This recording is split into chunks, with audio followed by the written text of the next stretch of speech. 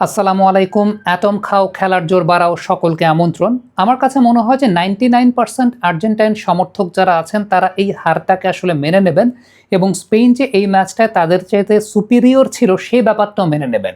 1% যারা মানবেন না তাদের হয়তো বা সেই কমন সেন্সের জায়গাটা নাই, তবে 99% এটা আসলে মানতে বাধ্য যে স্পেন এই দিনটায় আসলে অনেক বেশি মাত্রায় সুপিরিয়র ছিল।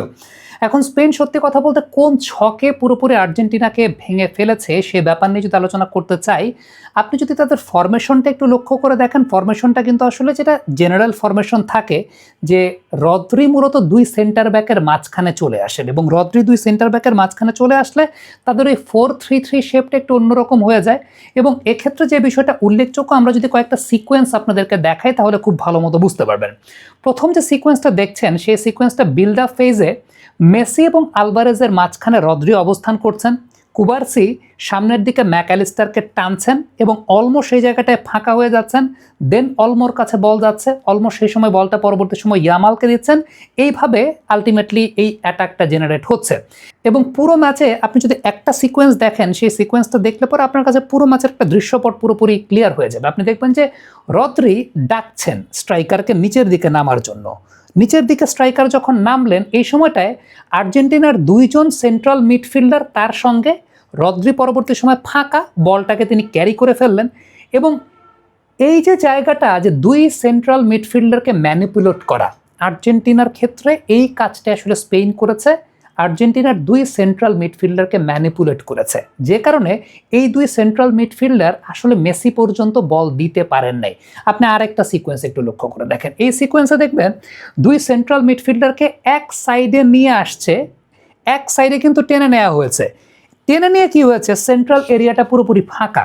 এখন সেন্ট্রাল এরিয়াটা যেহেতু পুরোপুরি ফাঁকা, ওই জায়গা থেকে একটা অ্যাটাক ইনিশিয়েট হয়েছে। ইভেন আপনি যদি গোলের ক্রসটাকে একটু লক্ষ্য করে দেখেন, আর্জেন্টিনা ক্রস থেকেই গোল খেয়েছে ম্যাক্সিমাম ম্যাচে। এই গোলের ক্রসটা তো লক্ষ্য করে দেখেন, যখন বলটা নিকো উইলিয়ামসের মাথার মধ্যে গেছে সবাই তখন ওই বলের কাছে, ওই জায়গাটায় ফাঁকা ছিলেন ফেরান তোরেস গোলটা দিয়ে দিয়েছেন। সবাই মিকেল মেরিনো আর নিকো উইলিয়ামসের ক্ষেত্রে গেছেন ওই জায়গাটায় ফাঁকা, যেটা বলছিলাম যে ফেরান তোরেস সেই জায়গাটায় গোলটা পেয়ে গেছেন। এবারে আইডিয়াটার জায়গায় আসি, আসলে মানে আইডিয়াটা কোন জায়গাটা ছিল? আইডিয়াটা ছিল আর্জেন্টিনার দুই সেন্ট্রাল মিডফিল্ডারকে পুরোপুরি ম্যানিপুলেট করে দেওয়া। এখানে লক্ষ্য করে দেখেন যে কনফিউজ তারা কিভাবে করেছেন। দুই সেন্ট্রাল মিডফিল্ডারকে যেহেতু তারা ওই জায়গাটায় ড্র্যাগ ইন করেছেন, অলমো পুরোপুরি ফাঁকা ছিলেন এবং অলমো সেই জায়গাটায় বল ক্যারি করেছেন। আরেকটা সিকোয়েন্স লক্ষ্য করে দেখেন যে আর্জেন্টিনার সেন্ট্রাল মিডফিল্ডারকে সামনের দিকে টেনে এনে অলমোকে ফাঁকা রেখে অ্যাটাক ইনিশিয়েট করা।